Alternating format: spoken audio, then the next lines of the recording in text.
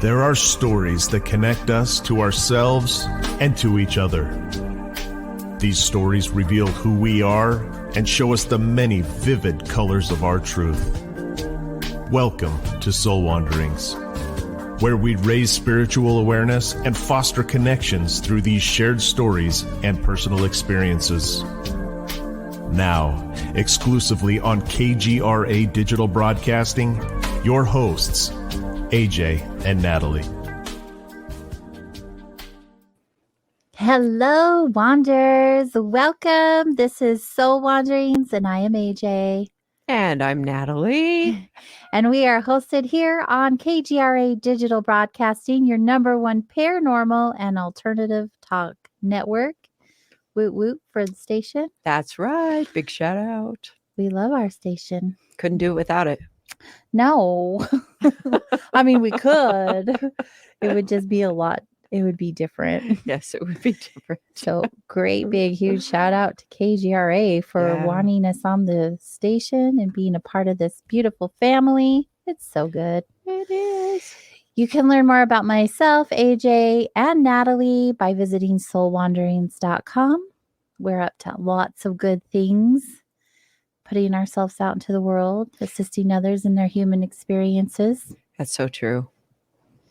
Which part? Which part is so the human true? Helping people in the human experience, definitely. And my, yes, right now humans, or at least some humans, are having a rough go. So, yeah. I will tell you, like, my experience with people coming into the shop just in the last week or two has been extremely heavy. Mm-hmm. Like heavy. There's a lot of darkness in the world right now, and a lot of sadness and evil doings. Yeah.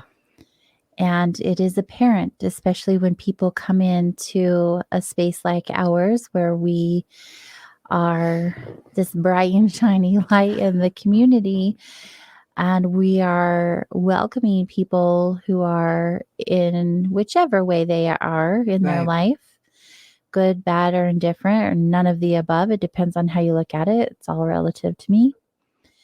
And there definitely is usually. That's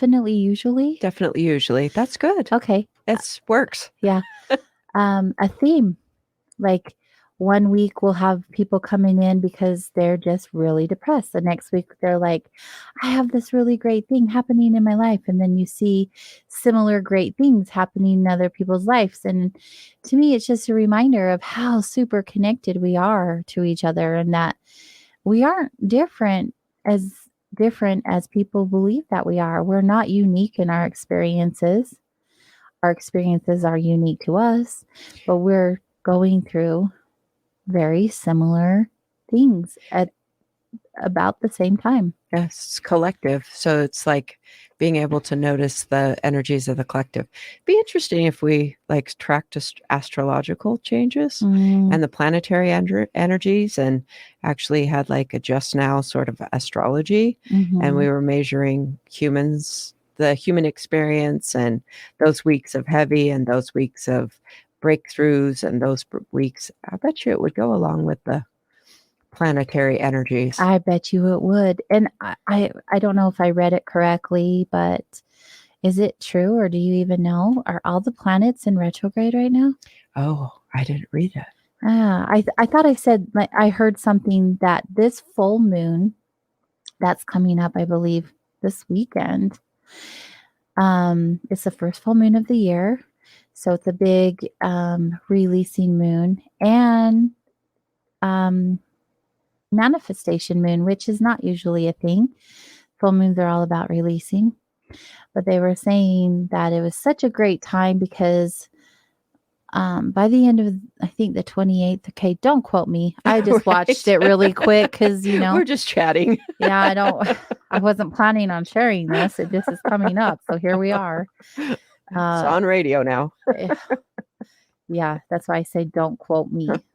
This is possibly even a hypothetical.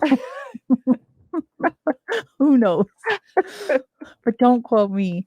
That all the planets would be out of retrograde by the end of the month. So it's like a powerful time to be very clear in your intentions because they will manifest quickly.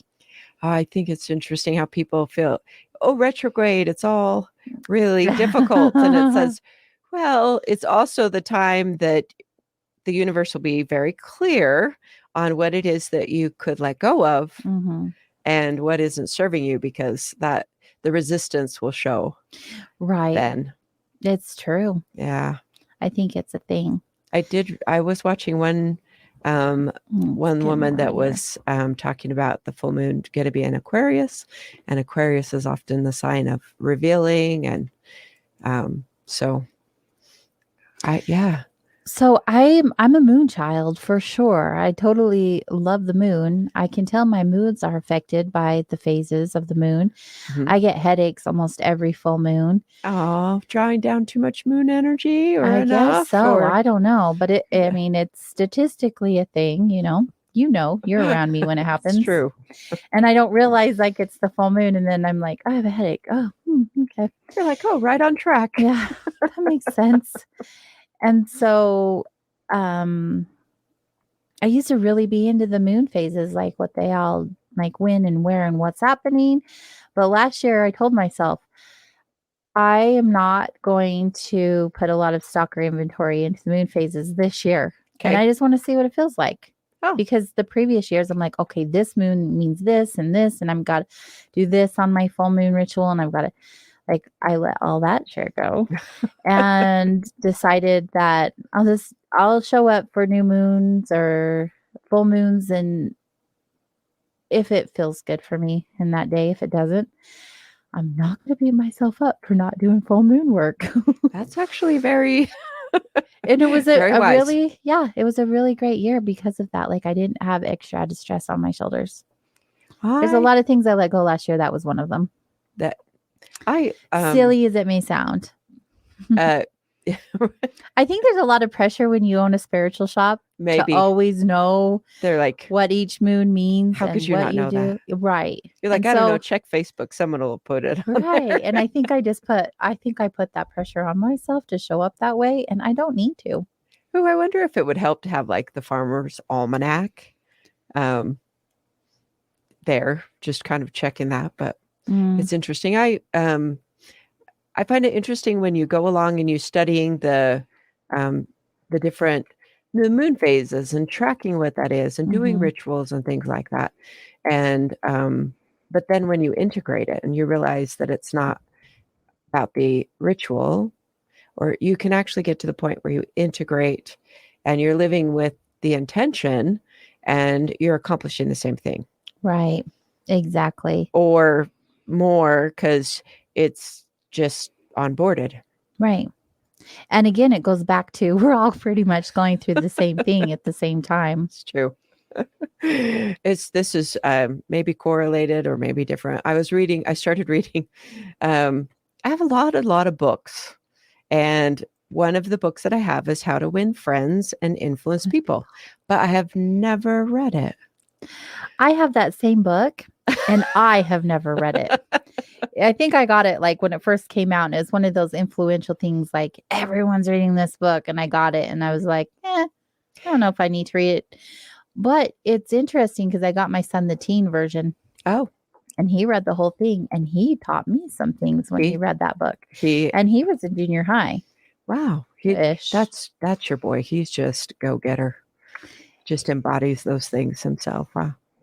We're so different from each other, but he thinks I'm weird and woo-woo, I'm pretty sure. And he's like, I'll go with Dale Carnegie. Yeah. So the thing that I noticed was right in the front of the book, it had like 5 or 6 things to do. And one of them was read each chapter twice, make the notes, read it once every year. And I thought, well, if you did most things that you did and you did them deeply, then you would feel the benefit of it. Yeah. And he did so much studying. It was written in 1929 or Really? 28. Yeah. He initially wrote it back then, but it's been revised. Oh, I since had no then. idea it was that old. Mhm. I'm a day planner kind of girl. And even though like the day planners aren't really a thing anymore, but I used to go to the Oh, right. Franklin Covey store and Mhm. buy all the inserts and all the accessories. And every year I still do that. I just do it with a different brand now because I never stopped using the day planner. I'm not a tech person. I want it all in handwriting. I like to check things off. Right. But I love that mindset though, because it really helps with, building habits that help you in several ways. So, Oh, for sure. And just deepening your skill set is the only way to really, not the only way. Oh, those limiting things. It's always or never the only, and it's the absolute we're both best of working it on all. that. Yes, Yeah. we are. It's good. You We know are what we do aware. frequently is what we definitely our habits. So Mhm. it's we'll see if I finish reading it. I'm one of those that Let me starts books know. and Let gets me the know. idea and then put it to the side. I think I have three Same. books, three books hanging out there. I am the exact same way. I really have an attention span of an ant. I'm like, okay, I read the first chapter. We are good. I think I got the the vibe. gist of it. That's right. But I have so many books, like So many. piles of books. And I never am one to like read the book from the beginning to the end. I'll maybe start a book and read the middle, go back to the beginning, go to the end.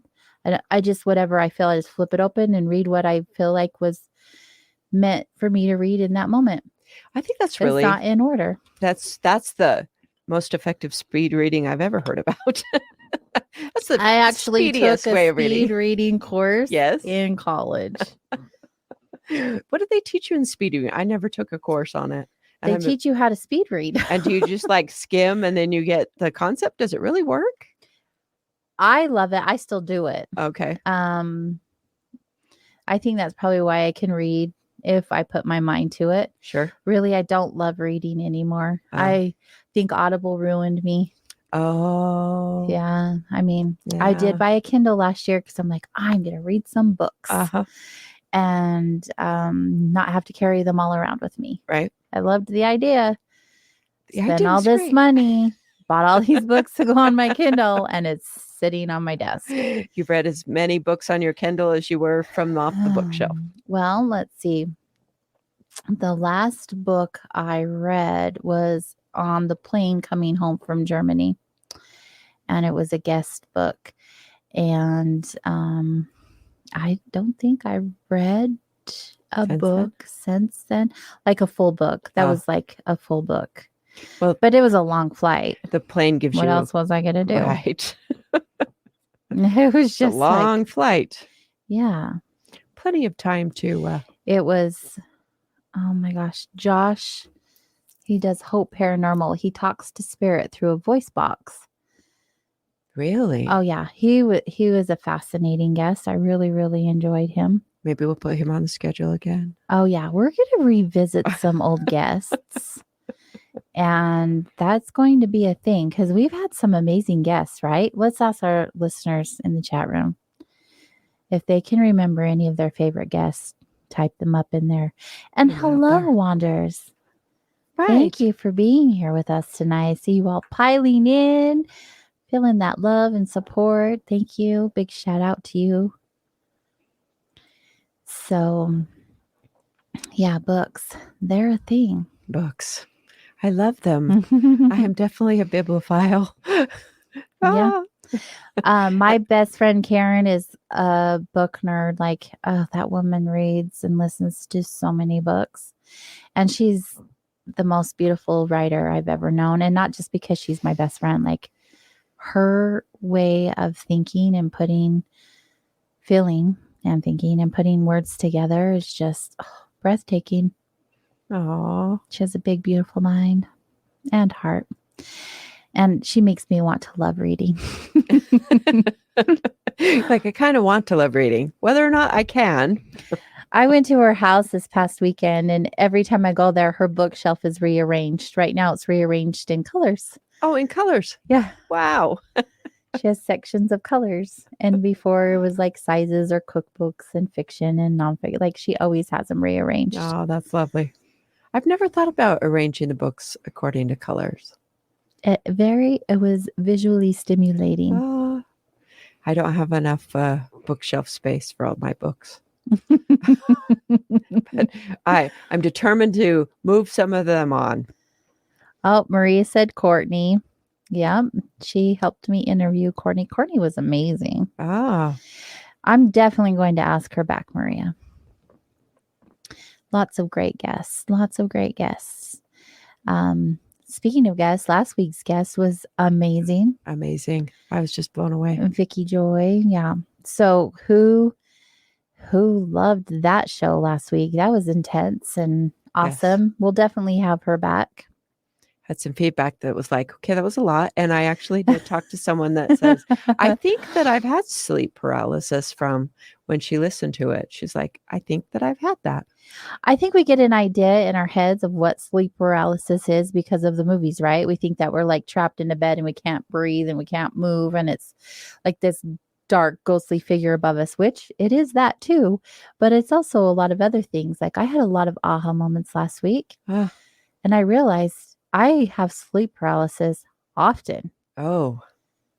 And so it was a wake up call to me. Like, oh, and it's been happening my whole life. Not as often now as it used to. You must have closed some of those open thresholds that she talked about. Yeah. I must have. Maria said we have a ton of great guests. Thank you. We do. I'm so excited for this blessed. Year. I love how people just reach out to us and want to be a guest on Soul Wanderings. And they are all just in alignment or in the same arena as us. And they're all beautiful. Tonight's guest is going to be another one. Yes, I'm excited to listen. He's getting himself out in the world. We're going to be talking about soul retrieval and NDEs, my favorite topic. NDEs. Those near-death experiences. I'm around a lot of people that have had them, and I've never had one. Well, I hope you never have to. There was one time where I think I was really passed out or maybe close to it or something. Mm-hmm. Only there was nothing. I didn't go anywhere. It just was. Then I was aware, and then I wasn't. And then I was aware again. I think that might be sleep paralysis. I don't know. We'd have to ask Vicky. Right. Yeah. I mean, it's not, I don't wish an NDE or sleep paralysis on anybody. No. But she did have a lot of great points. And if you happen to miss the show, you can catch the replay on kgradb.com. And you can listen to it audibly on soulwanderings.com. Definitely worth a listen. I may have to re-listen to it because there was so much information that she was just like putting out there. So much, yes. Like, wow. Okay. I don't listen to shows anymore. I used to, like, because I would go back. When you're in the moment, you really gain a lot of information, right? Right. When you go back, you're like, oh, I don't remember hearing that. And so I used to go back and listen because I wanted more. And now I just haven't scheduled time. So right. It's different, but every once in a while I'll go back and just like play bits and pieces. Thanks, Maria. She says, I'm glad that I haven't had an NDE. That's good. Yes. Yeah. No, it's like not do that. No. I'm happy to. I've had plenty of other human experiences. I'm glad that I'll just get the information from people that have had it. Mm-hmm. And then I will do the things that I do. Yeah. I've had plenty of human grief, life experiences, all those. That's my expertise. That's where I've come from. Mm-hmm. Yeah. And you are definitely good at what you do. Well, thank you. I was thinking about the things that you do in regards to grief, because every day we have somebody come into the shop who is going through some level of grief, right? And today, again, I referred someone to you, and I was like, I really think you should talk to Natalie. She'd be amazing for you. Yeah. And I was reflecting on that after they left, how often I say that to people. Oh. And then I was like, am I just bypassing everyone over to Natalie when I'm like, well, this is a lot. Natalie, you take them. Well, they don't But I all really- call me, but Yeah, no, but you really do help so many people. And I don't mean to do that. Like, I'm happy to help them, but my way of helping is different than your way of It's true. helping. I'm definitely a listener, and not that I don't have anything to offer. oh, you have It's plenty just to offer. different than what Yes. you do. If it's grief specific, Yeah. even if it isn't me, I recommend that people, if they're looking for a therapist and what they're dealing with is grief, that they find one that's really educated around grief, because even therapists don't always get specific education for grief. And grief is not depression. It doesn't work like depression. It's not a Mhm. mental illness. It's an emotional experience. And because of that, you really have got to feel the emotions to move through it Mhm. healthy. And that's not the best. I mean, it's one of those sales jobs I say over and over again. I've had quite a few recent suicides, or people that are reaching out for suicides that have experienced people taking their Mhm. own life. And that just makes my heavy heart. That is happening a lot. In Mhm. fact, my partner lost his friend last night to suicide. And I've lost a handful of friends to suicide. And it was different though when I was younger. Right? It didn't happen as often. No, it's happening. It's happening at a rapid pace now. It is. People are opting out of this experience so quickly. And people you would never even think would do such a thing. They aren't talking about their feelings. They Right. aren't reaching out to a friend. They are so stuck in their thought process and feeling of that darkness and aloneness or whatever that may be. And all I can say, like I've said this before, like we just don't know what someone's going through. No. We have no idea. Like people can show up and be happy and joyous and having a great time with you one night, and then the next night you get the news and you're like, but they were fine. But Or we they don't appeared know fine. that. Right. No. We don't know what people are going through. Or even if you know that someone's going through something really difficult, you don't realize that it could be they could be so close to checking out as Mhm. sometimes people are. Right. It's a tough conversation to have if you know someone is, even if they say something like it really scares a lot of people. Right. To And have that's a the real other side of it. Yes. That's the other side of it is when people do reach out, how are you reacting to that? Well, it's a difficult conversation when someone says, like, oh, I don't know if I want to live anymore. Then you're like, okay, what do I say to this? Or just promise me that you won't. And it's like, not It's to bigger than that. yeah, it's bigger than that. I consider it a life and death conversation where you're like, okay, If I'm someone going to get says that, yeah. really just serious for a minute, and I'm going to tune in to what you've got going on. Mhm. But a lot of times people, it's so complicated. People actually if there's sometimes that people have decided and they've got their ticket and they're so excited for that freedom Mhm. that they anticipate through that walking through death's door, that they don't talk about it, Mhm. or they want to hide it and make sure that nobody interrupts them. Mhm. And then there's other people that do, but don't know how to do the work, or Mhm. the work may seem so overwhelming to dig themselves out of the hole. One thing that I can, through all the work that I've done, through the nature of emotions, is we do live in a society that doesn't necessarily honor that emotions just need to be felt completely. Right. And then that's it. That's all that in any given moment is to go all the way through the emotional wave. But a lot of times we want to fix. We really want to fix what's going on with the person instead of just letting them fully experience it. Exactly. Go all the way through the process. And it's not a process of fixing anything. No. There's nothing broken. Nope. Just feeling the feels. Right.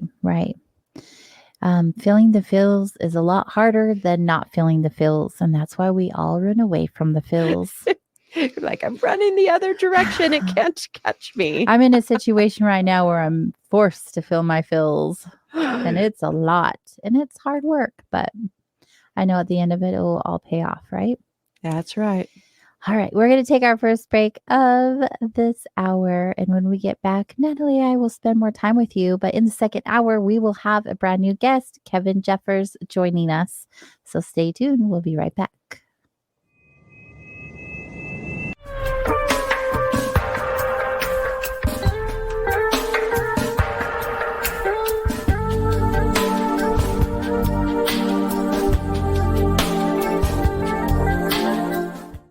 Hey members, the new KGRA DB app is now available on iOS and Android devices. Gain on-demand access to any KGRA DB programming. Download any show directly to your mobile device to listen or watch on the go. Go to the App Store and search KGRA DB.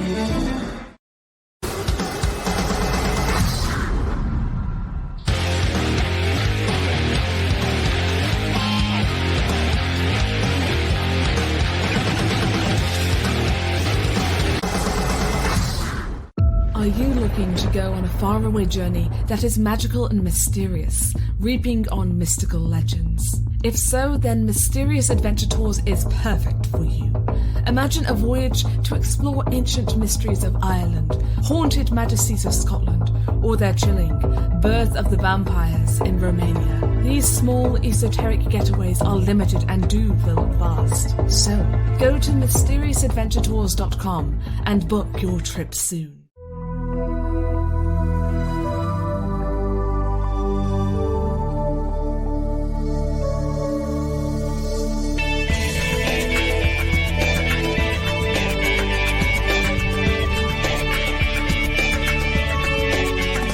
Are we alone in the universe?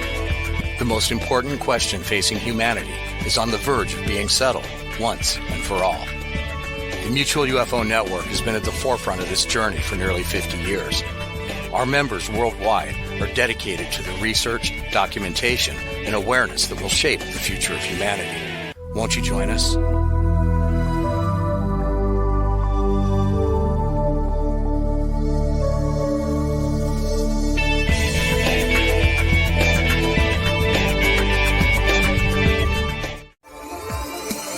You're listening to the KGRA Digital Broadcasting Network. We provide unparalleled coverage of trending news in the world of ufology, cryptozoology, and paranormal phenomenon. Whether you're watching our video live stream or listening to one of our audio programs, you are getting the best from world-renowned researchers and hosts, guiding you through topics the mainstream won't touch. Miss one of your favorite programs? No problem. Head over to the members area at kgradb.com for access to our massive library of award-winning content. Make contact, stay connected, only at kgradb.com.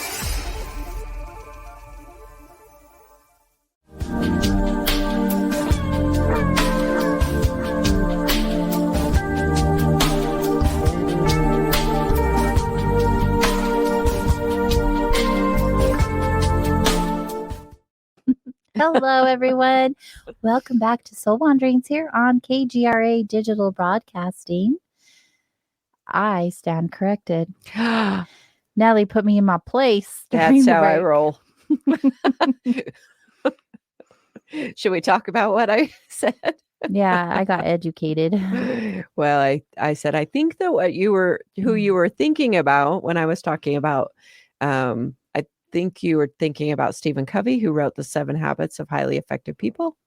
For teens. with the Franklin planners. Yeah. Not Dale Carnegie, who wrote How to Win Friends and Influence People. But didn't they come from the same publisher, the same company, or anyway, I messed up. That was probably why Another you were so don't surprised quote that it me. was like 1929 and you're like, really? And I'm like, yeah, for Dale Carnegie, but not for Stephen Covey. Yeah, it was gold. I must have not had my thinking oil on, my third eye oil. Put your third eye oil. Oh, that's words. Yes, Yeah. third eye oil. I have That this is so amazing lovely. I have this amazing, beautiful line of organic herbal products that I make. If you visit thesacredraven.com, this is the third eye anointing oil.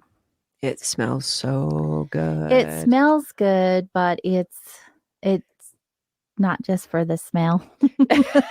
So it does more than smell good. You'd be like, watch out, the third eye will be wide open. Yeah.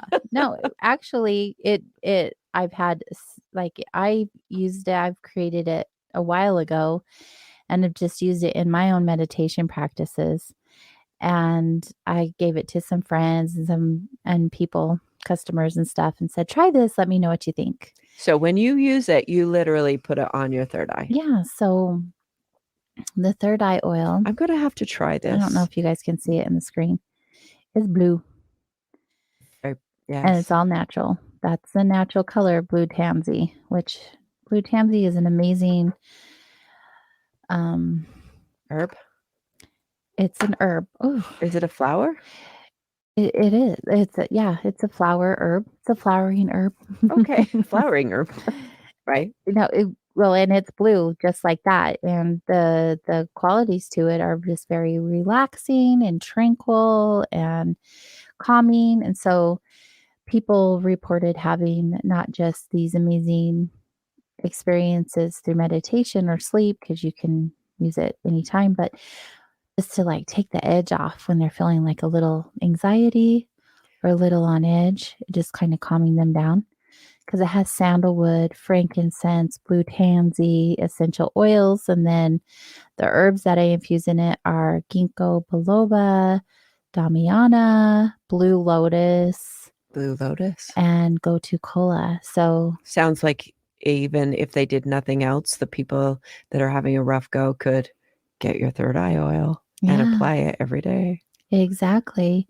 And I put it through an 8-week infusion. Literally, I create it from the very beginning with the herbs and the oils. And then I charge it with Reiki and sound vibration and Palo Santo and package it up. I even design the labels with my own doodles. If you visit thesacredraven.com, you can go into the shop area, visit Elixirs and Oils. There you'll see several anointing oils that I've created, and the one we're talking about is the third eye oil. This is very calming and soothing. I put it on my third eye. I put it behind my neck. That's usually where I apply it. Yeah, before I go to sleep, before I meditate, before I do yoga. When I'm having a rough day, it really has helped. I mean, it's good for stimulating dreams, take away stress and anxiety. It's just multifunctional, even though it's a third eye oil. It's pretty cool. It's good to know all those It's one of the favorite things that I've made. And it's definitely, I would say it's the most popular item that I sell. Well, it definitely is good for all the things that ails us these days.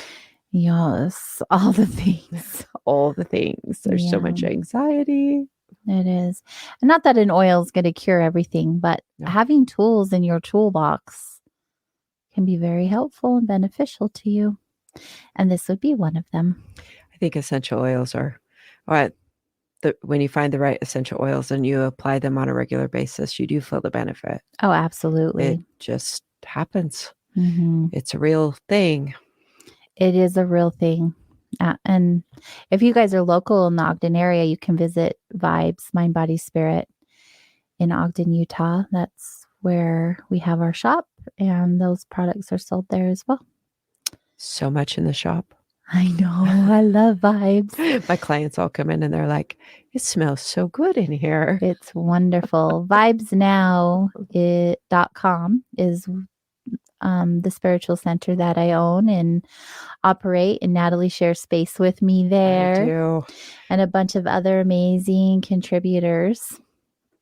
It's a great place. We have a wonderful, wonderful group of people that get together Yeah, at that place. super blessed. So big shout out to both of those creations. Yes. Thank you for doing what you do.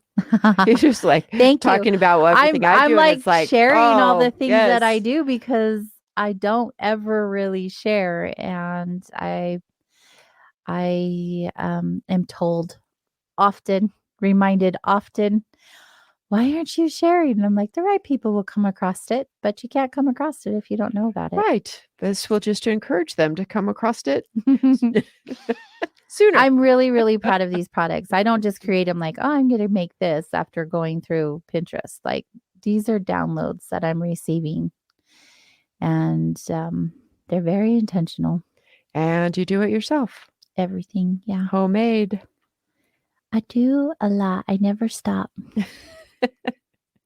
You don't want to stop. Life is short. Life is short. Too much to do. Too Or, much to create. Yes. Too much to create. That's creative energy that you've got going on. Mhm. That's important. I love that. Yeah.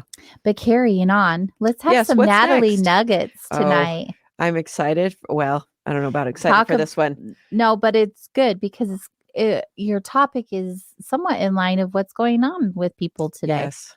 We're having a lot of similarities. So Right. So the nugget is that so often we as humans or people just are slow to really tackle our troubles. So the nugget is when the pain to change is great enough, then we'll change. So it often takes a tremendous amount of pain, loss. So this was in one way inspired with someone that got a hold of me recently that actually was talking about she was struggling. She'd had a lot of loss and she was struggling with some addiction, and she was not able to see grandkids. Relationships had been affected. And then she's like, I think that maybe I need to get in to see you. And so I was looking back when she had previously messaged me in 2020 and wasn't able to make one appointment and didn't reschedule. And so I was thinking, that's a lot of pain. That's a lot of stuff piled on, a lot of additional things that we're just squeezing. And sometimes life squeezes us so that we can shift and let go of what doesn't serve us. And so when the pain to change is great enough, then we'll change. Well, yeah, we're forced to. The The change will follow. It so if you will can catch happen. it sooner before you get squeezed very hard. Mhm. Yeah. So one thing that I do want to say along those lines is that if you had the skill set within you to solve the problem, then it would be, you would move through that quicker and you would just be able to tackle it, and it would be this residual problem. So if you don't have the skill set, then you need a teacher, a guide, a therapist, a book, something that is not within you. Depending on what the situation is, of course, but that's what allows you to, there's no shame or harm in going outside of yourself to learn more skills that you don't have. Right. No, like, why wouldn't you want to? Well, I know even in my own life, I've like, Well, right, resistant because it to doing changes the- uncomfortable. Yes. Feelings are uncomfortable, like we were Right. talking about earlier. Absolutely. But also when you've gone through something substantial, because this is not a one-time thing. Like No. we get uncomfortable several times in our lifetime. Right. We know what's on the other side of that. Growth. Yeah. So why wouldn't we want to? Well, Like, why is that not because it's hard. it's hard. I Mhm. was it's really funny. I at my group yesterday. In my grief group, I was wearing a hat. So hats are not my comfort zone. I don't Yeah, I was gonna say you were wearing a hat. I think I've seen you wear a hat like twice Right. ever in all these years. So I'd thrown on a hat that I know the lady that made it, and it's really cute. Mhm. And someone recently kind of helped me feel a little more comfortable. She's like, "This is the way you do your hair. You just do it this way, and then you pull this hair around your neck. It's like that's what you do. It's cute. You have bangs. You should have your bangs showing." Okay. So I was telling the group that it's important to get out of your comfort zone so that you expand. Yeah. So hats were not in my comfort zone. And so I was wearing a hat and getting uncomfortable. And then some of them were talking about, oh, I like hats. Or then they got talking about lipstick. And I'm like, oh, that's not my comfort zone either. So people like, I don't go out of the house without lipstick. It was cute. Accessories. And so this lady that was new to the group, she says, I've already learned so much. I've learned about hats with new grief, but she was in a way kind of relieved, I guess, that the whole group wasn't so down and heavy, that we were laughing about things like hats and lipstick. So Right. get out of your comfort zone. How important is that, right? It's so important. I know people want to go to a grief group so they have people who can validate their feelings or are in similar experiences as them and have those moments to like really talk and share and release, but also the lightheartedness of like life and how it doesn't have to be so heavy and serious all of the time. Yes, it's lovely when you go to a grief group and then you get this exposure that it's, even if you're grieving, that there could be the laughter that can come in and it can feel good with a group of people that are also grieving. And you don't have to feel bad about that. Nope, you don't have to feel bad about that. It's a nice little bright spot in a difficult time of your life. When the pain is great enough, the change will happen. The change will happen. That's right. Whew. I think that's a theme, though. Like you said, that came up recently, and I feel like that's a thing across the board. So if there's a lot of pain, then be willing to make the shift. Although I got a text from someone that I actually went to high school with that I'd connected with recently, and she was saying, do you believe in... So she was just saying she'd done some soul searching after we had talked. And she said, I think I am afraid to do this change that would benefit her. And she says, do you believe in like just going along with something that you know is bad for you? And I said, no, I do not believe in compromising yourself. Yeah. Don't believe in it. Yeah. We do it though. Right. But because sometimes we feel like that is more comfortable. But it only adds to the pain, honestly. Or yes. Yeah. It just adds to it, the process of healing it just makes it more challenging. Sometimes people say, okay, I can't shift from here. I can't do a thing. It's too much, too overwhelming, too much change, too unknown. And I honor that in people too, if that is what works. Right. You can set your nose to the grindstone and stay in a situation. And if you're going to do that, then I recommend changing your mindset about the situation, because you can do that if you're going to stay in, you can do a lot with mindset shifts. Right. And you don't have to always overhaul your life. Along with that, I say it's a evolution. I recommend an evolution, not a revolution. So things do not have to be completely turned over, but evolution. Another Natalie nugget. There's two. There was a 2 for 1. Right. Evolution, not a revolution. It's easier. That's if you haven't allowed that pain to change, to grow so much. Because if it has built up, then sometimes it requires a revolution to then evolve. Right. Yeah. I also feel drawn to say, like, find your people too. Oh, Like the right. people who are going to support you in that, because right, we're never meant to go through any of this alone. And I feel like that takes a lot of that weight off, or the fear of change or healing off Right. of our shoulders, because we'll have that support and have our posse. Yes, sometimes you do have to acquire a new posse Yeah, that also. in different parts of your life. You Mhm. realize that we're highly affected by the people that we spend the most time with. Absolutely. So if they aren't in resonance of what you'd really like to have in your life, then oftentimes change, that's part of the change, Hmm. which a lot of people can struggle with going, I have to have new people and let go of some people. Or some people are determined to let go of toxic people, Hmm. which is good. Yeah. It's all beautiful. It's all beautiful. It's all It's a beautiful. beautiful mess or a beautiful disaster. Well, thank you for that nugget. You're The welcome. 2-for-1 nugget. It's 2 for 1 tonight. It was good. It's good. Food for thought. Food for thought. So as you go into your next week, think about that. Feel Right. about that. What does that look like and feel like for you? So tonight, our guest is going to be talking to us about soul retrieval.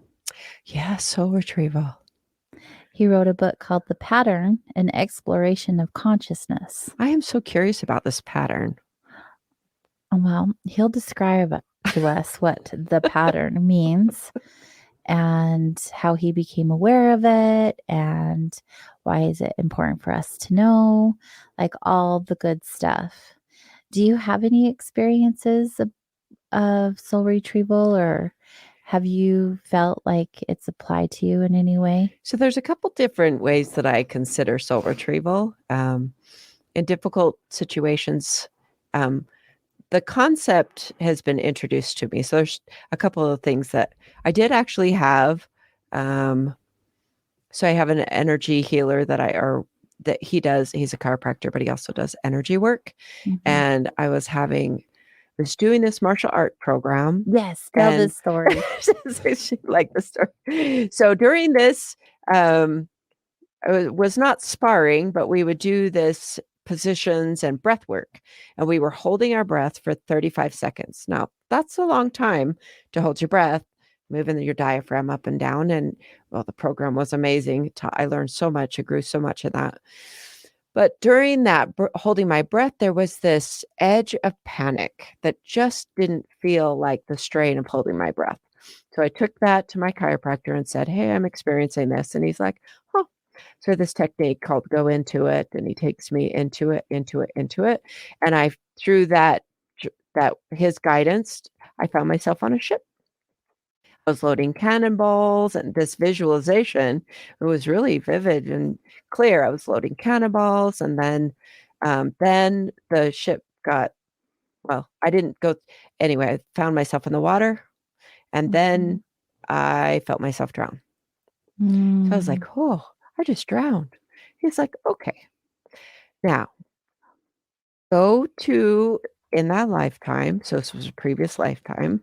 Go to before you were on the ship. So then I found myself in a countryside, like at a fork of a road in the road. And he's like, okay, what are you going to do? And I'm like, I'm going to go down this road.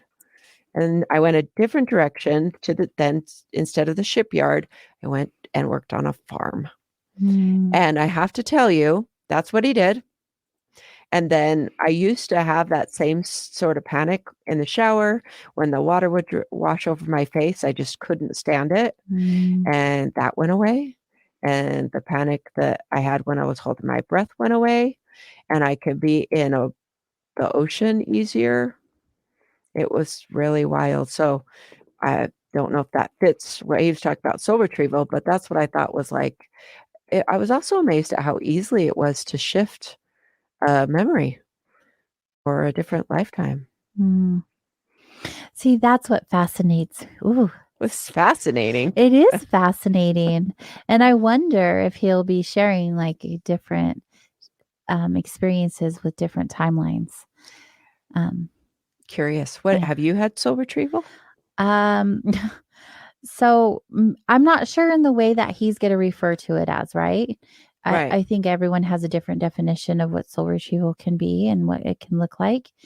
When I think of soul retrieval, it kind of goes back to what we were talking about last week when we were talking about sleep paralysis and then coming back into our bodies completely. So I have experiences like that often where I wake up in the morning and I just don't quite feel like I am in my body. Huh. I feel like I'm just kind of going through the day and I'm here, but I'm not really here. And that I don't feel complete and whole, if that makes sense. Like you're all the way, you're just not back in your body. And I don't know if I shared this last week or in a show past.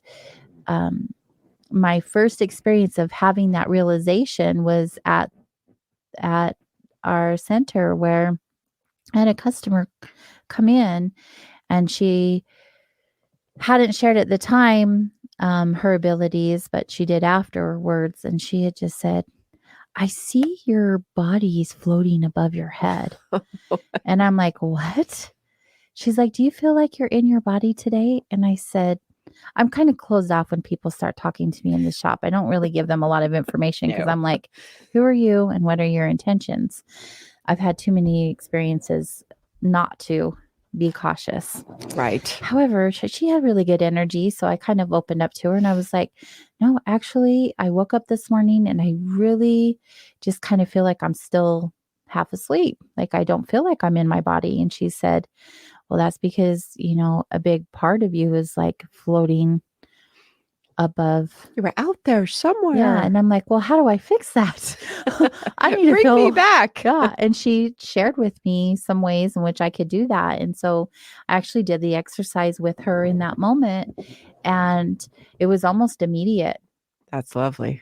I was like, oh, yeah. Energetically, I felt a lot better. I was grounded. I felt like I was present. It just felt completely different than I had felt moments before. And so my version of soul retrieval is that from my experiences, definition wise, or our guest Kevin's experiences will probably be different, but I go places when I sleep or even meditations. Like I look at my body, like I'm above my body. You do that astral projection sort of thing. I don't know. I'm not an I don't feel like it's astral projection travel. I'm not sure. I'm not sure what it is because I'm not one to really define what I'm. You should know me by now. I'm like, right. I don't like to title I don't know. anything. It's just I can see my body. Okay. I'm just meditating 1 minute and the next minute I'm like, hey, you. Hello. And there's my house and there's my yard. And so I'm not sure what his experiences are. That's what we get to learn about tonight. And I'm really looking forward to that. While you were talking, mm-hmm. I had a memory of someone that I had worked with that I met through her grief journey. And she really truly felt like she had put a big chunk of herself in when her husband had died and gotten buried, that a piece of her was there with him.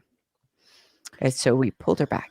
So that felt like a sort of soul retriever because a portion of her, like she just like, I'm in the casket. I'm like, are you in the casket with your? So I wonder if that would actually be an SDE, like a shared death experience. Maybe. Felt like that's it happened something I've been after. Studying lately. Oh yeah, maybe, but not lately. But in the last year. So I guess lately.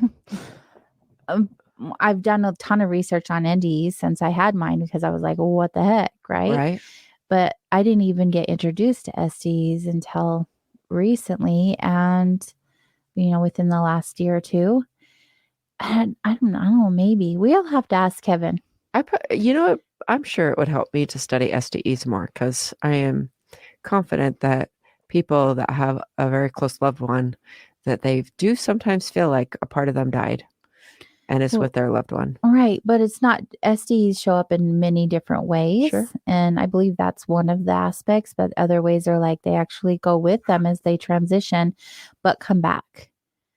Like they walk with them through that the light or whatever that looks like for them, because everyone's experience is different. Anyways, we'll get to learn more about that I mean, in the it's coming second up. hour.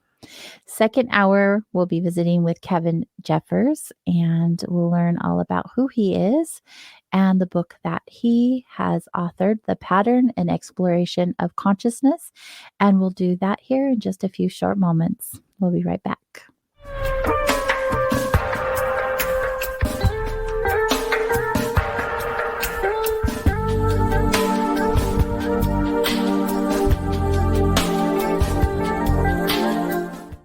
Hey members, the new KGRA DB app is now available on iOS and Android devices. Gain on-demand access to any KGRA DB programming. Download any show directly to your mobile device to listen or watch on the go. Go to the App Store and search KGRA DB.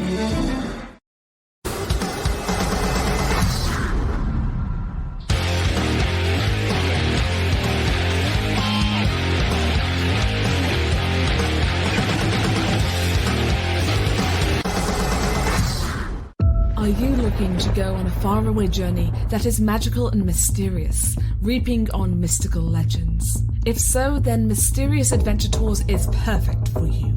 Imagine a voyage to explore ancient mysteries of Ireland, haunted majesties of Scotland, or their chilling Birth of the Vampires in Romania. These small esoteric getaways are limited and do fill up fast. So, go to mysteriousadventuretours.com and book your trip soon.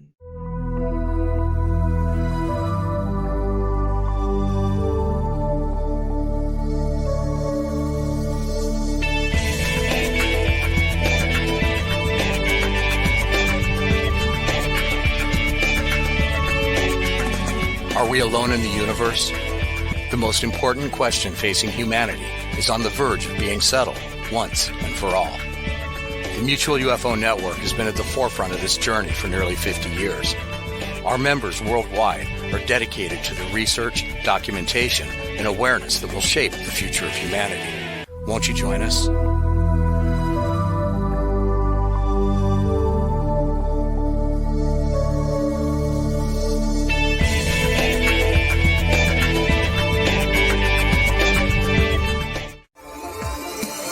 You're listening to the KGRA Digital Broadcasting Network. We provide unparalleled coverage of trending news in the world of ufology, cryptozoology, and paranormal phenomenon. Whether you're watching our video live stream or listening to one of our audio programs, you are getting the best from world-renowned researchers and hosts, guiding you through topics the mainstream won't touch. Miss one of your favorite programs? No problem. Head over to the members area at kgradb.com for access to our massive library of award-winning content. Make contact, stay connected, only at kgradb.com.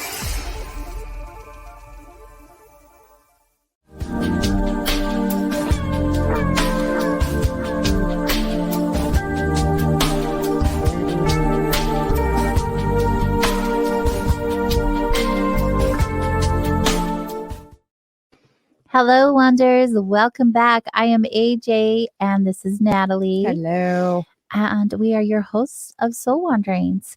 And you can find Soul Wanderings on KGRA Digital Broadcasting.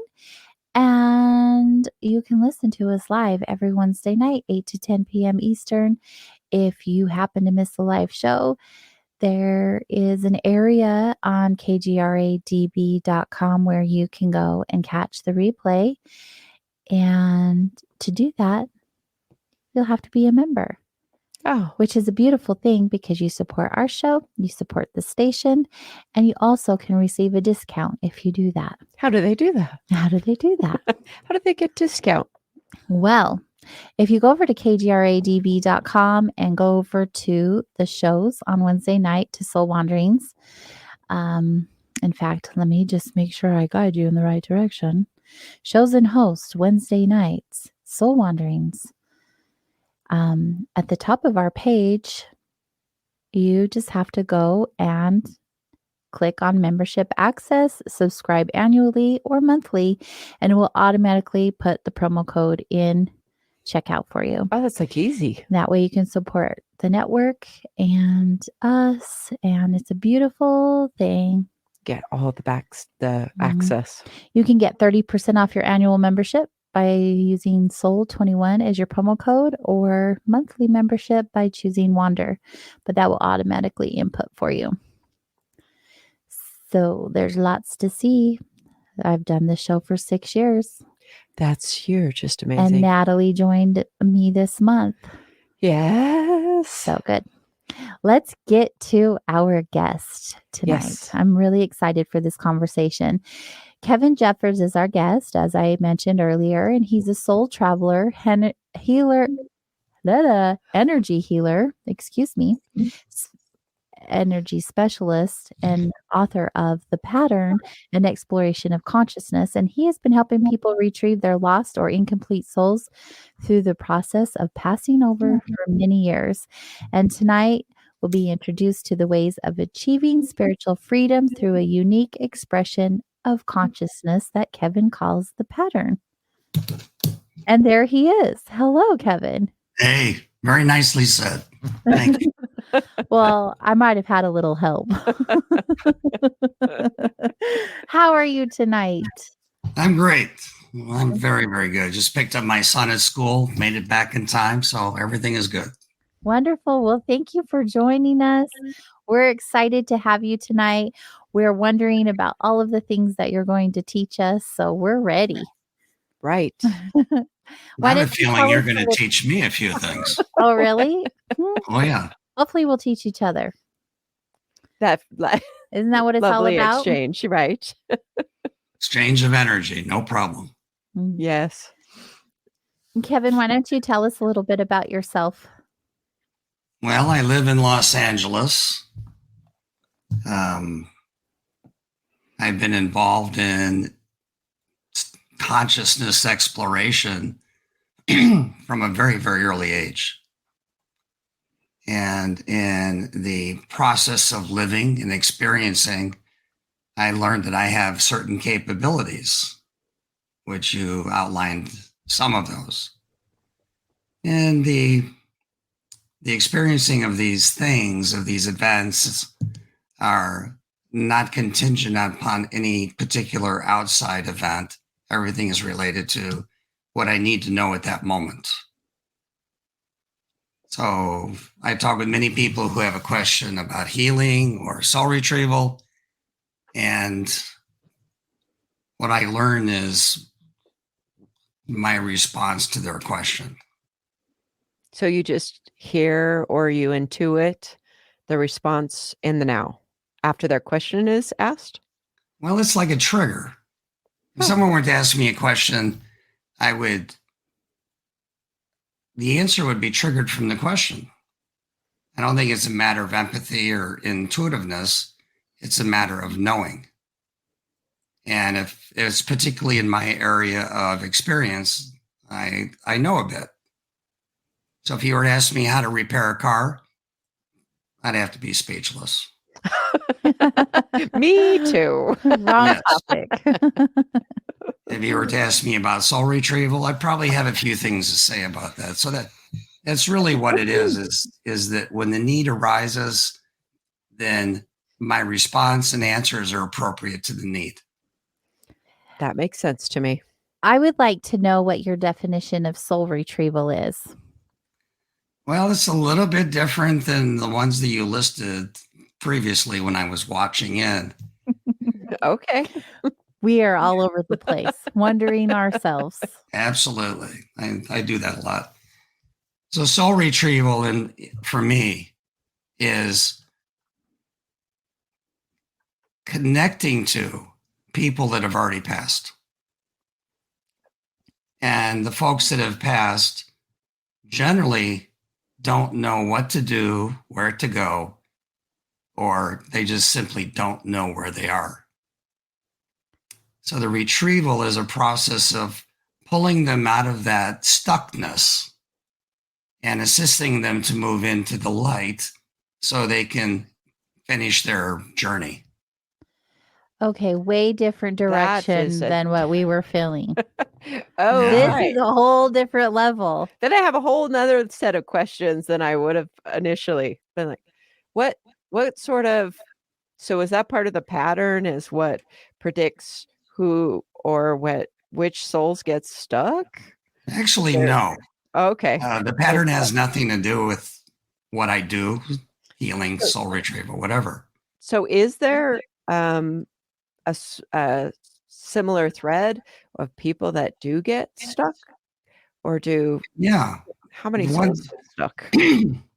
My focus over the years has been with children or Okay, young adults. that makes sense. And that could be death from violence, death from chemical reasons, drugs. It could be from biological issues they have since they were born. So my interest is with the children. And on the other side is with older people. Because older people have spent their life and they've done the best they can to express spirit, express who they are. And sometimes they go through very, very difficult deaths. An example of that would be my mother died from an asthmatic related condition and very, very gradually died, losing breath, losing oxygen, losing consciousness. And it was a high state of confusion. A contributor to that was the medication she was on to reduce the panic of not being able to breathe. So when the time came to look at her after she had passed, then it became down to a decision on the part of the soul whether they wanted to move on. And many souls, they're not sure they want to go on. Some are looking after families, some are concerned in mental conception, some are connected to emotion, and they're just not quite sure they want to move on. So that is a process, in my experience, of giving them good reasons to move on. What experience did you have personally that put you in this position to want to assist or feel like you had a need or desire to assist souls to transition completely? Good. It's actually very simple. I had my own near-death experience, and it wasn't dramatic. There wasn't a tunnel. There was a light. And when I popped out of my body, I went to the light, and a very beautiful, glowing figure put their hand on my chest right at the portal entry and said, "No, it's not your time." And I got a lovely little push back to my body. So what that did for me is that gave me a path, an energetic path to return to the light on my own terms. Everything is energy, particularly so in the spiritual world, because the spirit operates on spiritual energy. So that there's an interconnectivity between all beings, but people that are in the spiritual form are more aware of it because they operate in the rules and the boundaries of spiritual energy. Whereas we, when we're going through our life, we're fairly unaware of who we are, where we're going, what we're doing, actually what's happening next to us. But when you're in spirit, you know. Knowing is unification. Knowing is connecting to everything at one time. We are all totally interconnected. We were talking about that earlier. Well, even when you're, even like now in your discussions, you have a high level of energetic connectivity, but you don't see it. Mm-hmm. You might feel it. You might say, "Hey, someone's thinking about me." As an example, about 4 hours ago, I was picking up someone from your show thinking about my interview tonight.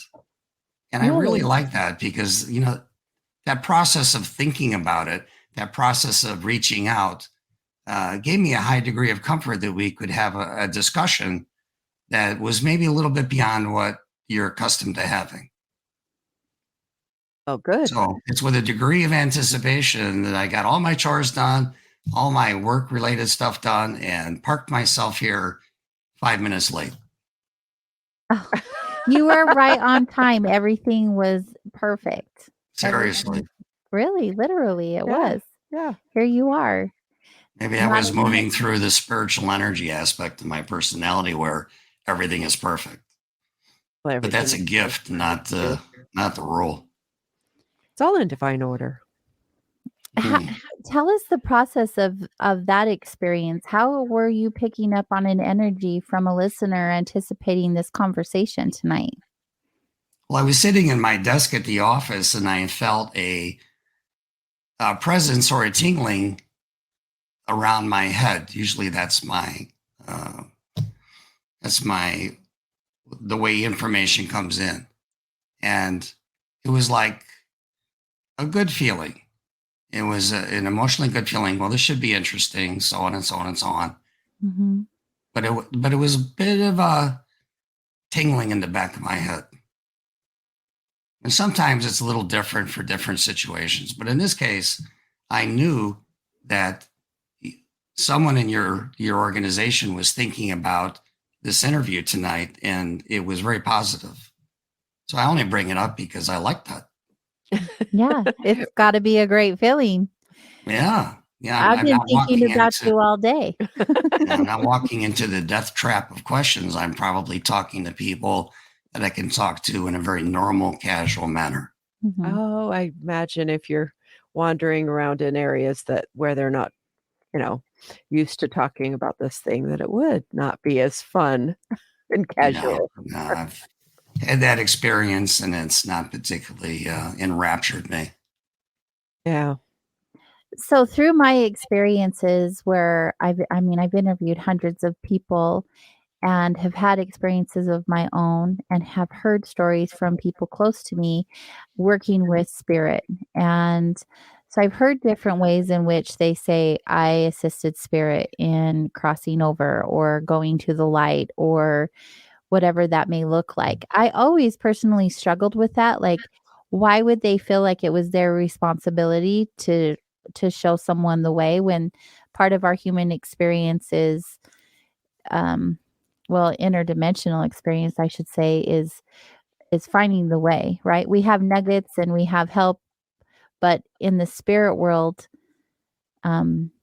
how is it that we get stuck? Like, why would we need someone here in this human experience to help us in the spirit world go to the light?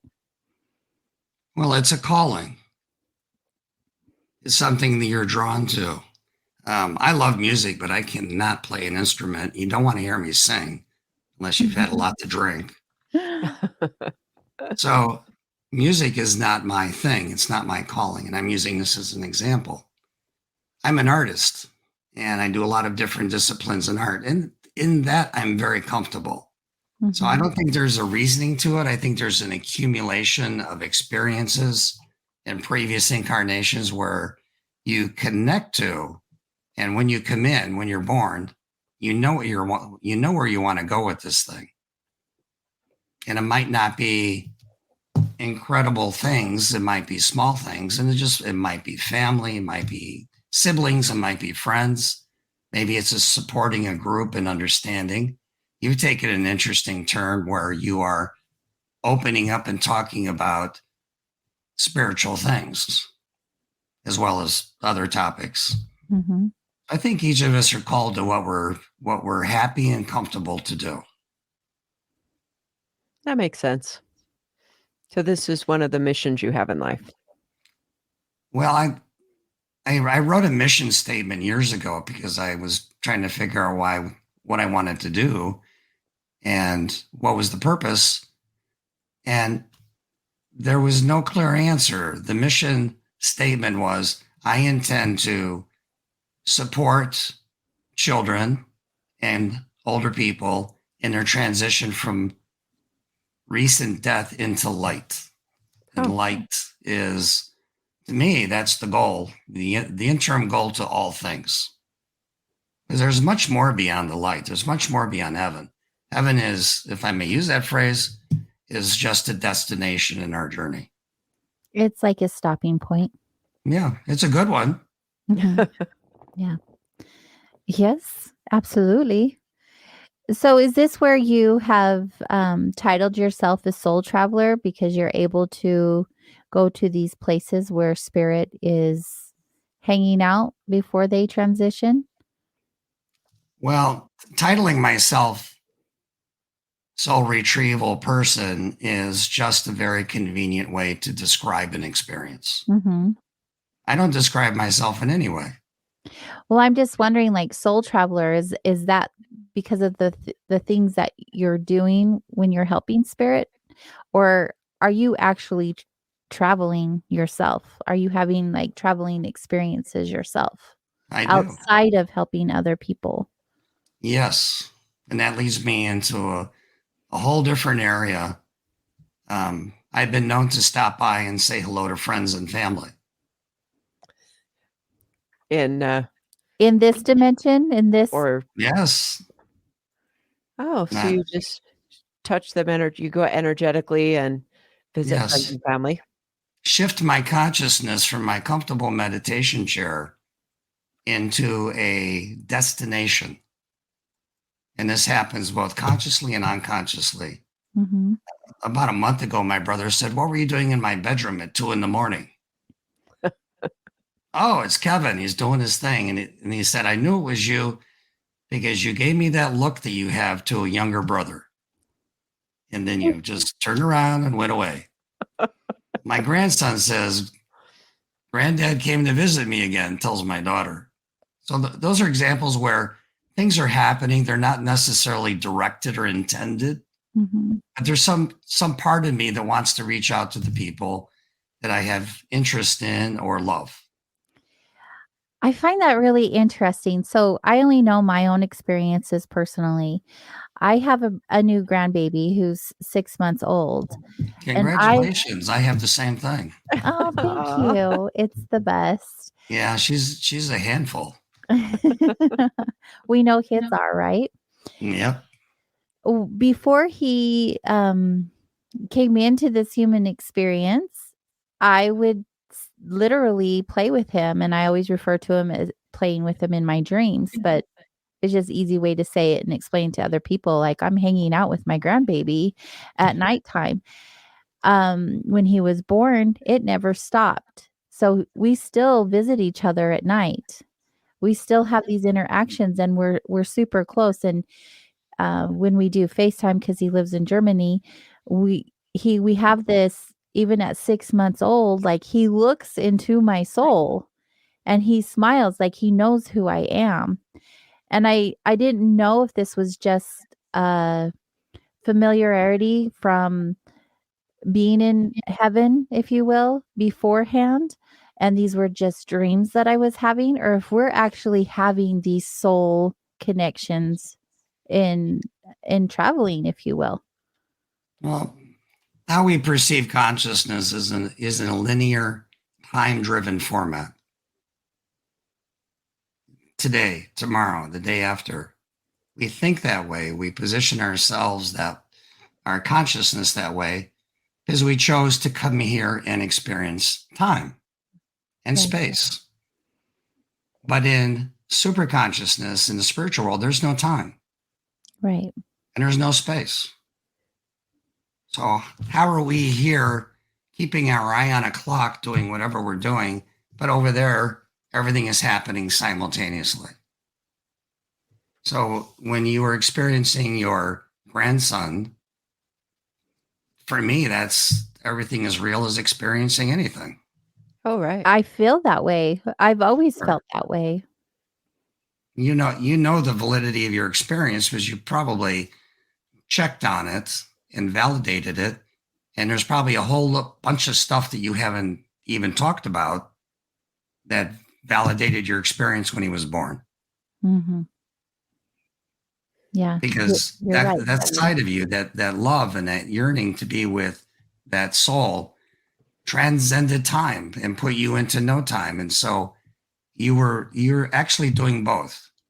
You're living, breathing, and you're conscious someplace else happening at the same time. But because we're on Earth and we are all enmeshed in time, cause and effect, and materiality, there has to be reasons for what we do.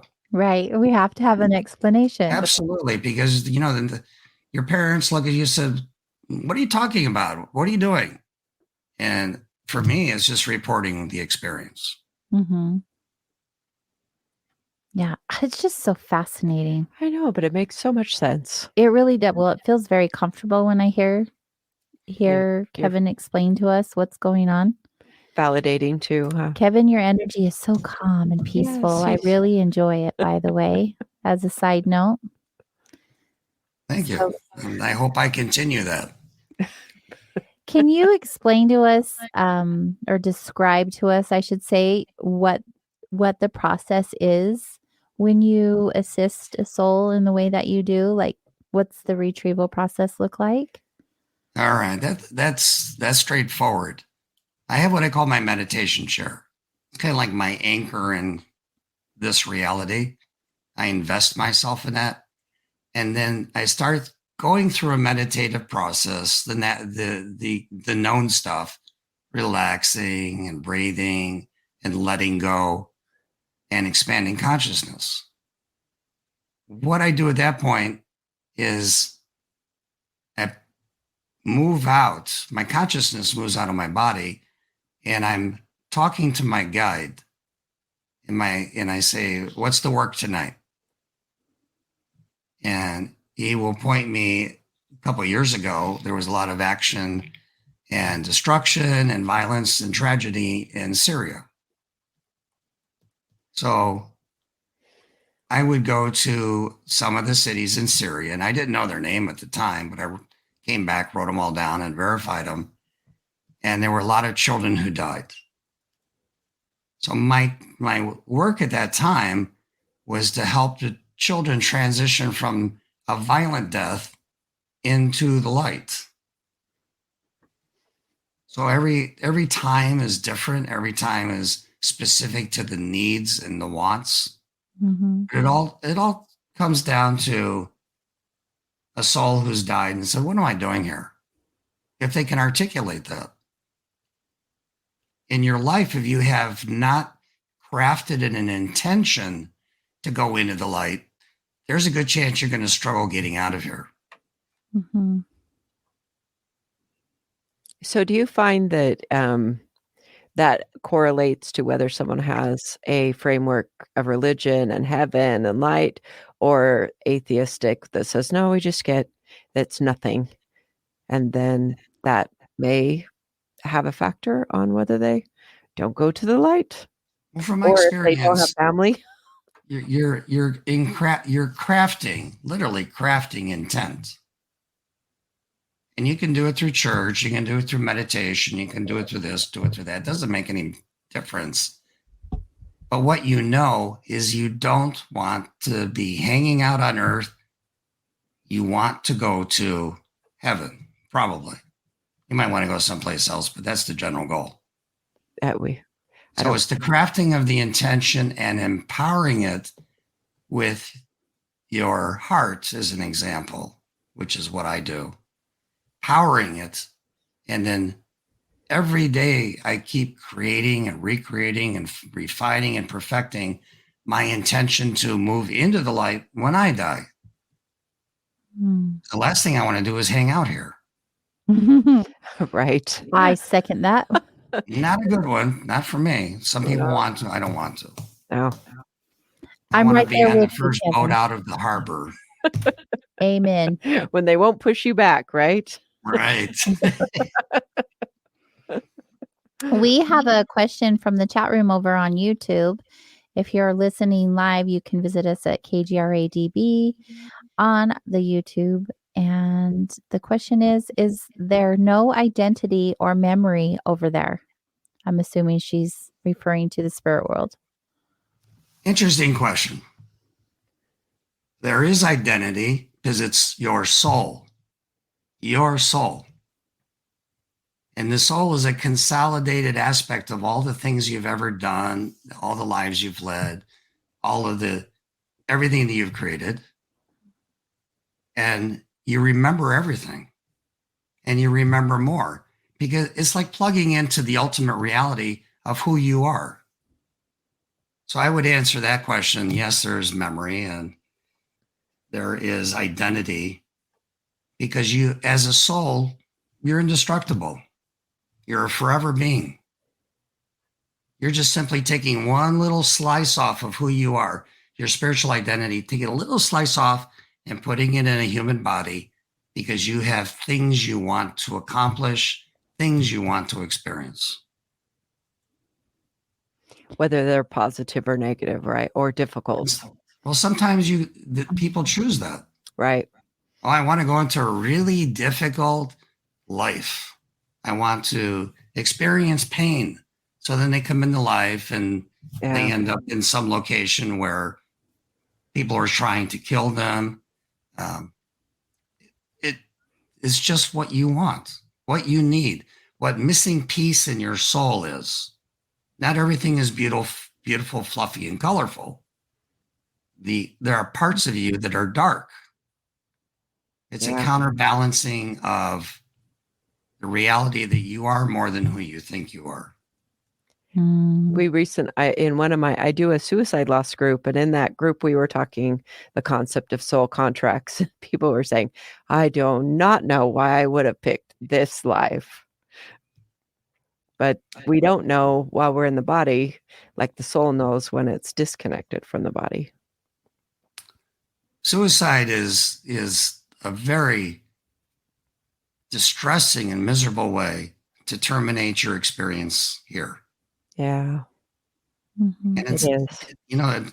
More as much as the grief that you leave behind you, when you go into spirit, it's that the suicide, and there are different kinds of suicide, different reasons, variances of needs for suicide. Some are cultural, the list goes on. Right.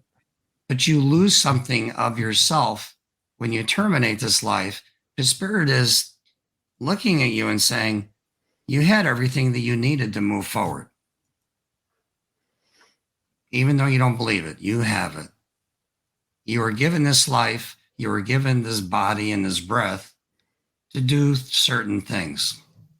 And terminating early by choice is an abrogation of the contract between you and spirit. So I have this concept. I've been doing the work on this side. I very much deal with humans and the human side of it. But I have this idea or theory that there's some opt-out clauses. So I don't know if that would be there. What? Yeah. No. So sometimes when they sign on for it, they're like, okay, but I'm going to have an opt-out clause. And that I also have this theory that you can't go from here to there without a doorway. So those two things where I'm saying, okay, well, if someone dies by suicide, if they die, then if the body dies, then there's a doorway to go.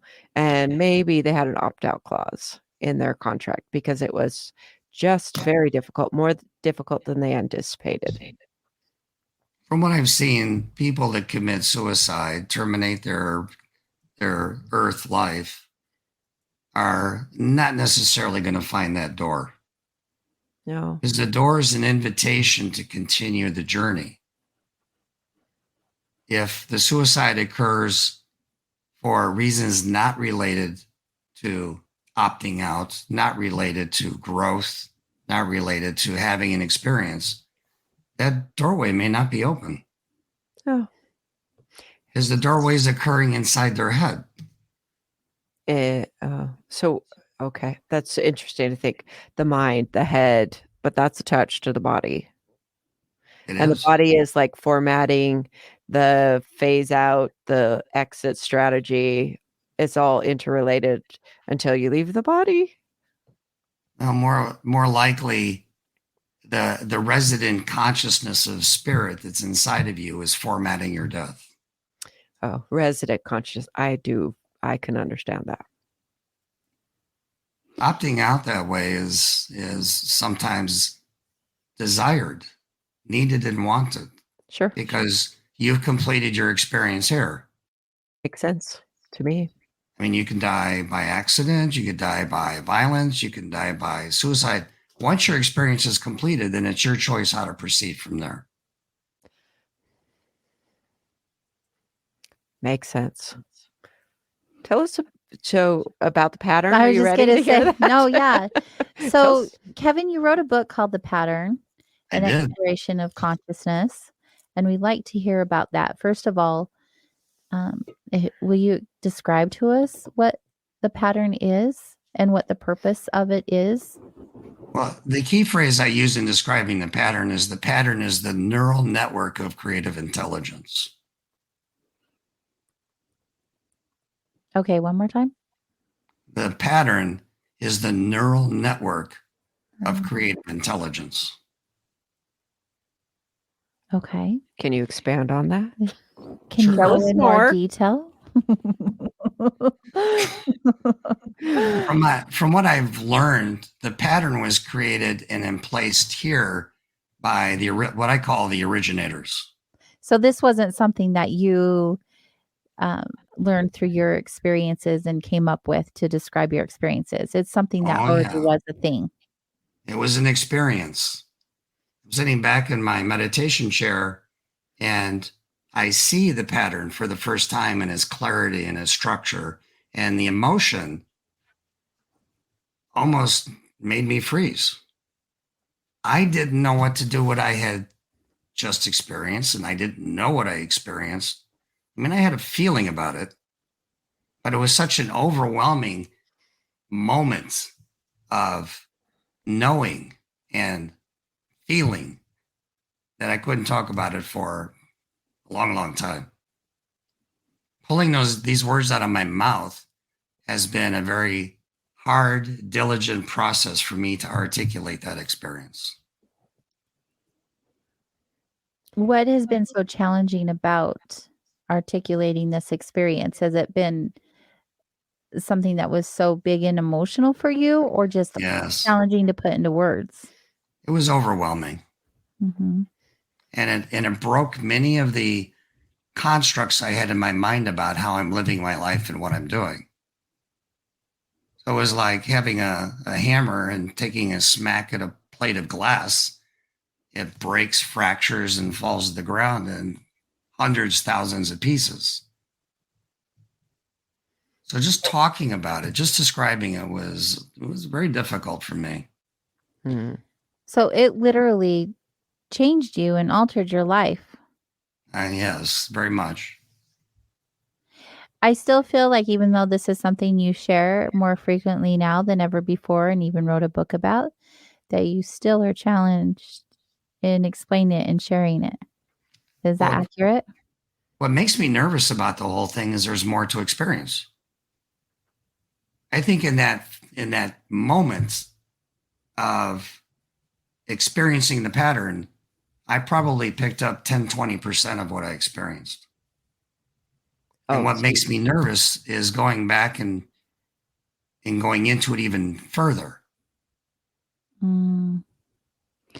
So once you became aware of the pattern, you learned everything you know to this point in that experience, or have you been given more and more as you've gone to this place?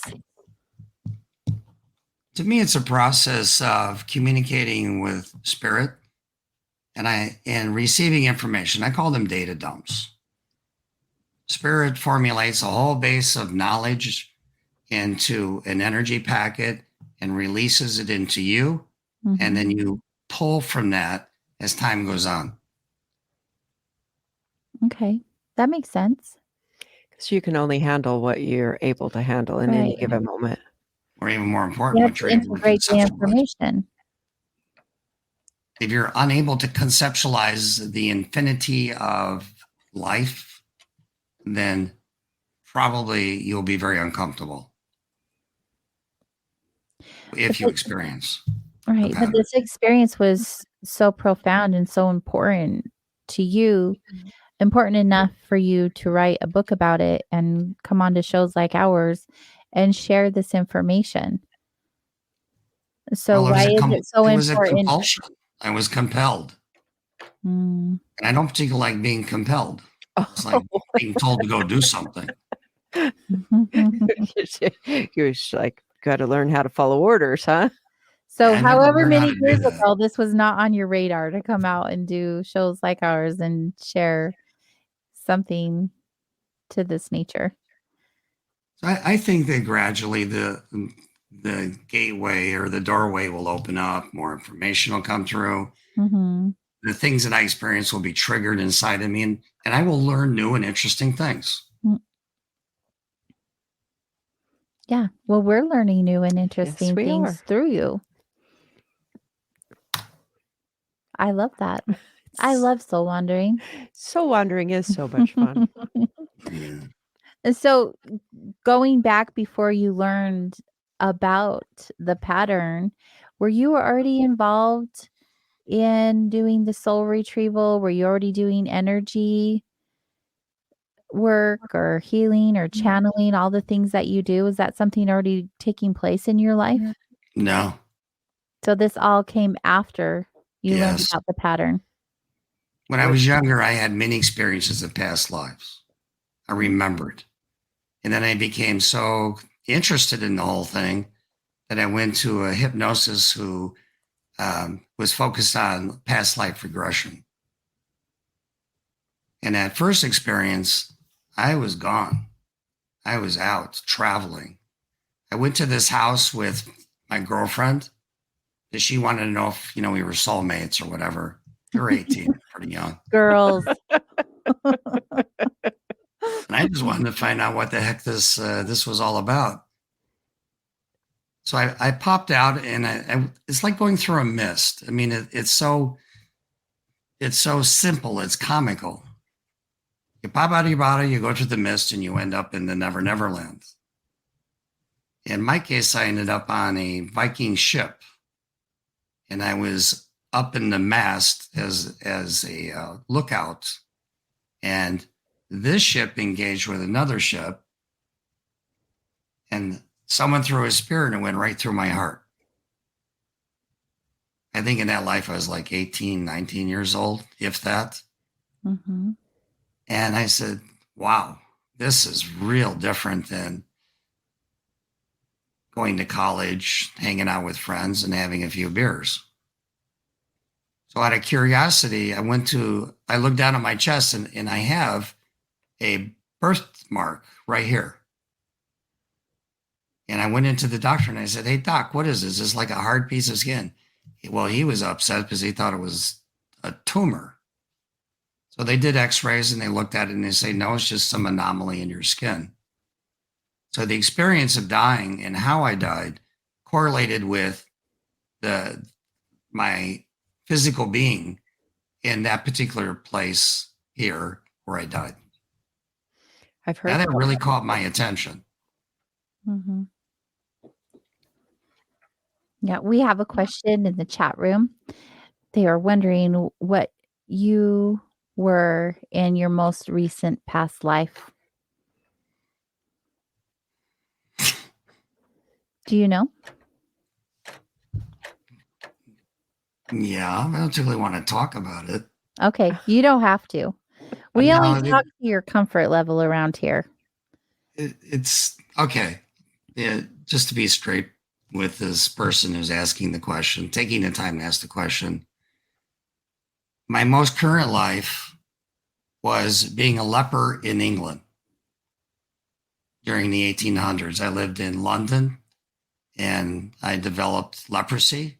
So I went through a whole experience of losing whatever I had, my body dying, having leprous skin, which is really not charming. And I couldn't figure out where that came from. Why did I go there? Well, I must have had greater reasons for going there because that's where I ended up. Mm-hmm. Well, thank you for sharing that with us. You see, it's not a particularly attractive experience. I'm not sure what human experience is, though, right? We are here to learn and go through challenging things. just as you said earlier. I think Yes. people feel It's like not all glamorous. no. I think people might glamorize past lives like they were exciting. But I remember listening to someone one time who was shown his lifetime after lifetime after lifetime after lifetime. And he said, frankly, it was boring and I couldn't wait them to stop showing me all their lifetimes because they were like routine or mundane, or it wasn't that it was super exciting. Just Yes. lifetime after lifetime after lifetime. And the concept of karma is totally appropriate with reincarnation. Because every time we come in, where we experience what we experience, and then when we die, when we leave, there's a tally, like a column of negatives and a column of positives. Did you care for people? Did you take care of people? Were you responsible? Were you loving to all the people in your life? And too often I found in whatever experience I was in that I probably had more negatives than positives. Oh. So you through this process were made aware of that. Oh yes. You can't learn until you know. Right. That is the thing. And that's what we're here for, right? The learning and knowing. It might be, is that clear for everyone that's listening? What exactly that means, that you can't learn until you know? I mean, it makes sense to me, but Kevin, since you've come to know about the pattern and all of these past life experiences and all of the other things that you have experienced here and in the spirit world, how has it changed you in this human experience and how you've lived your life and interacted with others? There's not a lot that bothers me anymore. You're just even killed, just cruising around this I life. wasn't always this way. I was pretty much not this way for a long, long time. But the retrievals, the soul retrievals, retrieving broken children has changed me. Mhm. It brought a degree of compassion to suffering that I had never really focused on or experienced before. Mhm. Compassion will change you. From the heart, it will change you.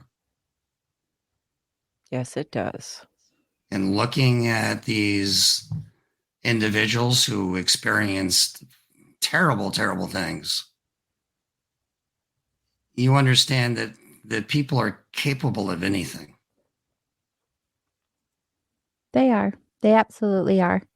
So, through learning about the pattern and what you know to this point, because you've said that there's a lot more to it that you'll find out in time, what do you feel like is the most important thing for others to know about it?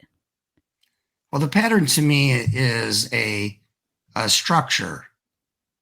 And for me, the originators put the pattern in place to guide us to leave this reality.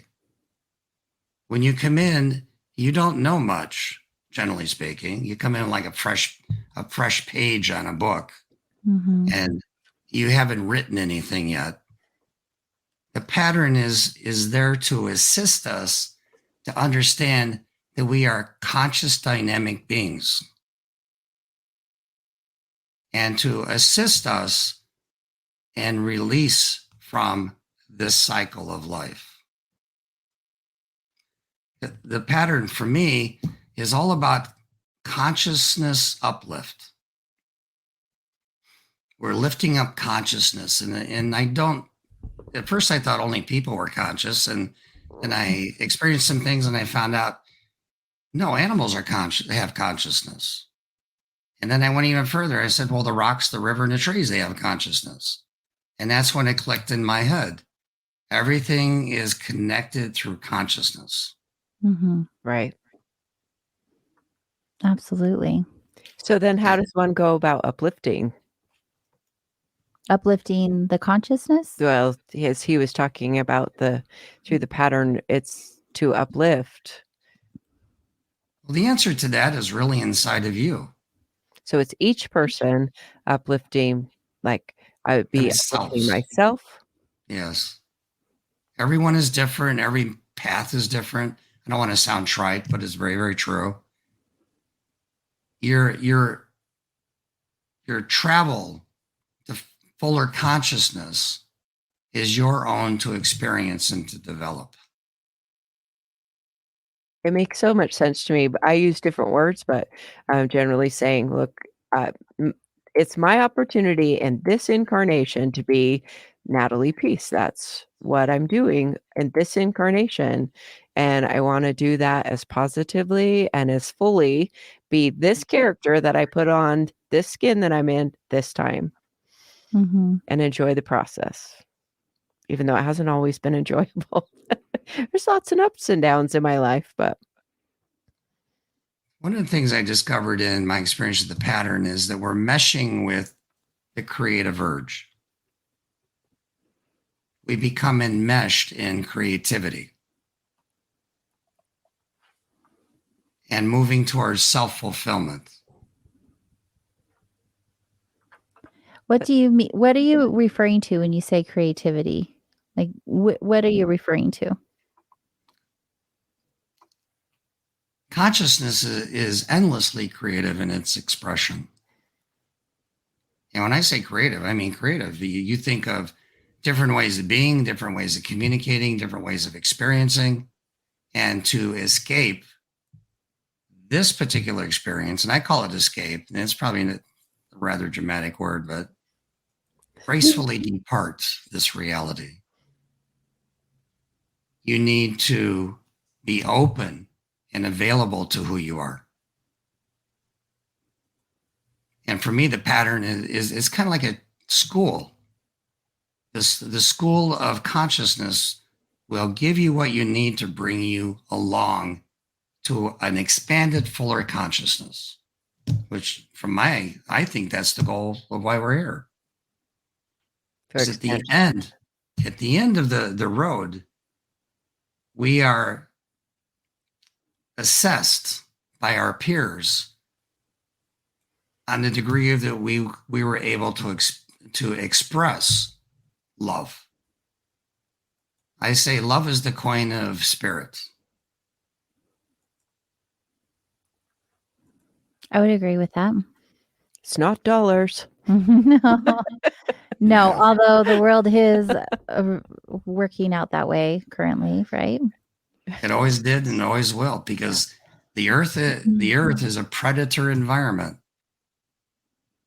We come into this place, and I call it the predator world, to learn how to survive and to do what we need to do to move forward, and to eventually we get through just the basics things like surviving as we start to move into spirit. Mm-hmm.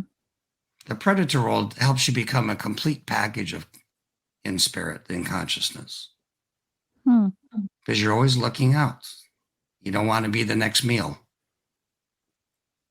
And once you learn how to deal with that, then what happens is other doors open, because consciousness is balancing. Consciousness is everything that we are at that point in time. It's an interesting take. I've never heard of it that way. No, but it correlates with a lot of different teachings that I've gathered along the way. I did hear someone say that we as humans are killer monkeys, so it's like the predator world. Yeah, I have to agree with that. We're predator beings, and we're predator beings because we started out that way. We don't end up that way.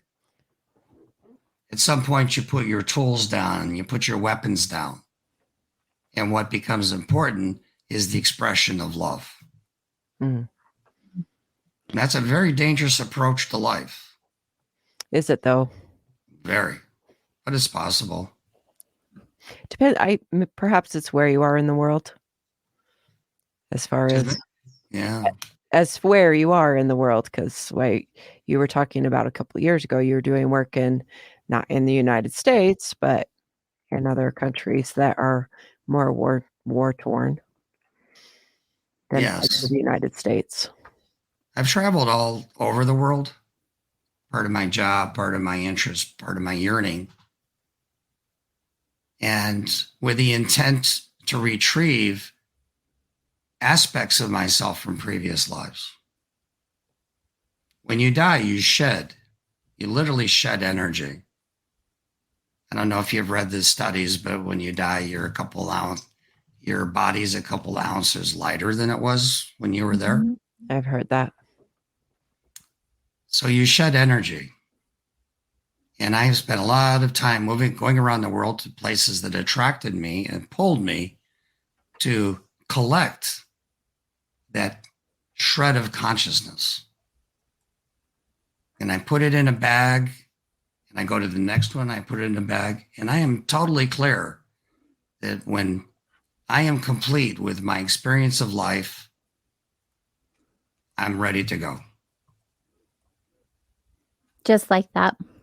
Yes. I feel like, but here it's just like that. Over there, it's like, what's taking you so long? right. I got a whole group over here, thousands of people in your soul group, and they're saying, Kevin, what are you doing, man? You're slow. You're the laggard of the group. Get it together. But they also say like this experience now is literally moments in wherever the transitional center we'll call heaven. It's only moments. Like we are here literally for a blink of our existence and all of I our don't even lives. think it's a full blink. Yeah. But then your tribe over there is like, Kevin, come on, quick. Yeah, snap. Get the job done. Come on over here. We want to move on to the next thing. Oh, so you're saying that collective group over there is waiting for you to complete so they can like move to the next level or to a different world. Absolutely. They're like, we're done waiting for Earthlings to finish their jobs. We're ready to go to another place. You're probably done waiting for the people in your group that are the laggards. Oh. It's an interesting way to look at it. That is an interesting way to say, oh. I like different points of view. I do too. Kevin, we only have a few more moments left. And before we wrap our time with you, was there any message you wanted our listeners to know from you before we do? Sure. You're going to be okay. That's simple. Is it though? Sometimes it does not feel like You're getting it. Okay. Getting it for sure. Sometimes to be I okay, don't know. To be okay is a whole experience all by itself. But once you are okay, then you've completed yourself and you move on. That makes sense. Yeah. You come to a conclusion of this human experience. How can listeners find you, Kevin, before we set you free into the night? I have a website that I'm developing, and this is all the website, the social media, all of that stuff is being developed now because I wasn't particularly interested in doing anything. It takes time to write. It takes time to plan. It takes time to do this stuff. So I wrote a book. It was on Amazon, and I pulled it off, and I've updated it, and it's going to go back in a couple of weeks. It's a more complete and thorough discussion about my experiences. So for the rest of it, there's a website. I don't know if you were given the website. I don't remember what it was. It's not that important to me. Okay. So they can just Google you. Is that what you're saying? What's important is what's here in your heart and in your mind. I agree. And the people who are meant to find you will find you. Well, we're working on making that possible. So look forward to that in the future, right? Well, we can't wait to see what you come up with in the future, seeing how you're just getting out there with this big, huge message for us to wrap our brains around. Thank you for showing up and doing the work and sharing your experiences with us this evening, Kevin. You're welcome. It's been wonderful having you. I like your perspectives. It's going to give me some food for thought. Yes, agreed. And I believe my premonition came true. I'm very comfortable, and it's been a good energy. So what I felt hours ago, and I'm very happy, was accurate. It verified what I'm experiencing now. Wonderful. Wonderful. That's what we want for our guests. It's like sitting down and having a cup of coffee together. That's right. Absolutely. Thank you again. All righty. And to Thank you, our listeners who have hung out with us the last 2 hours, we are so grateful for you and your participation in our show and all of the support we receive from you. We hope to have you join us next week. Until then, be good to yourself and be good to each other, and we'll see you then. Good night. Good night.